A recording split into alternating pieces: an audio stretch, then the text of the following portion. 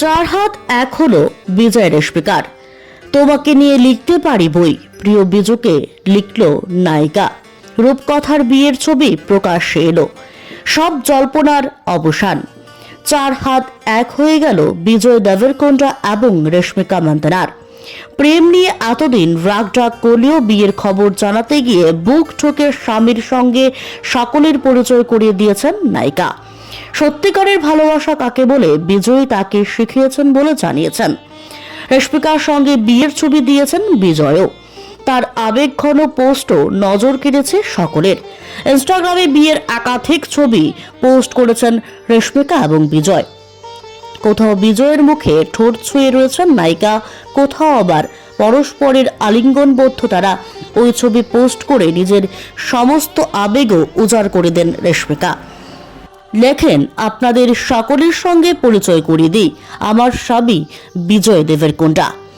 দীর্ঘ পোস্ট বিজয়কে উৎসর্গ করেন রেশমিকা।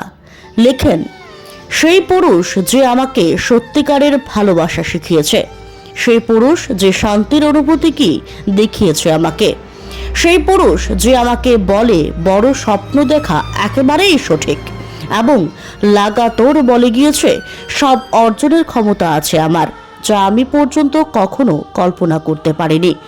সেই পুরুষ যে কখনো লোকে দেখছে বলে আমাকে নাচতে বাধা দেয়নি, সেই পুরুষ যে আমাকে দেখিয়েছে বন্ধুদের সঙ্গে বেড়াতে যাওয়ার বিকল্প নেই।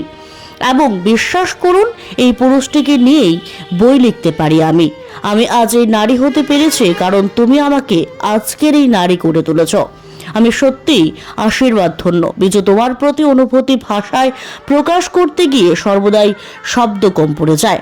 আমি বরাবরই কথা বলেছি তোমাকে, কিন্তু তুমি জানো আমার সব কৃতিত্ব, লড়াই, সুখ, দুঃখ, আনন্দ, জীবন এখন সবের অর্থ বুঝতে পারছি কারণ তুমি আছো, সব দেখছো। আমার জীবনের সবচেয়ে বড় অধ্যায়। তোমার স্ত্রী হতে পেরে উত্তেজনা অনুভব করছি। তোমার স্ত্রী হিসেবে ডাকা হবে আমাকে।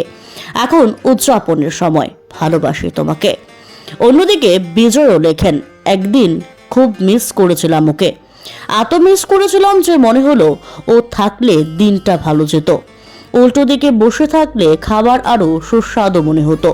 ও পাশে থাকলে শরীর চর্চা হয়তো শাস্তি মনে হতো না, আরো আনন্দদায়ক হতো। মনে হচ্ছিল ওকে চাই আমার। যেখানেই থাকি না কেন ওই আশ্রয়, শান্তি অনুভব করতে চেয়েছিলাম। তাই নিজের প্রিয় বন্ধুকে স্ত্রী হিসেবে গ্রহণ করলাম। রাজস্থানের উদয়পুরে বিবাহ বন্ধনে আবদ্ধ হলেন বিজয় এবং রেশমিকা। মালা বদলের সময় তারা আবেগপ্রবণ হয়ে পড়েন বলে জানা গিয়েছে। বিয়েতে অনামিকা খান্নার নকশা করা শাড়ি পরেছিলেন রেশমিকা।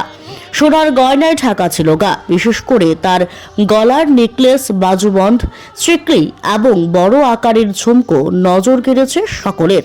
বিজয়ও রাজকীয় সাজে বিয়ের মণ্ডপে উপস্থিত হয়। আইভরো ধুতির উপর সিঁদুর রঙা অঙ্গবস্ত্র পরেছিলেন তিনি। কানে দুল ছিল তার, কোমরে ছিল কোমরবন্ধ, হলায় নেকলেস, হাতে ব্রেসলেটও পরেছিলেন।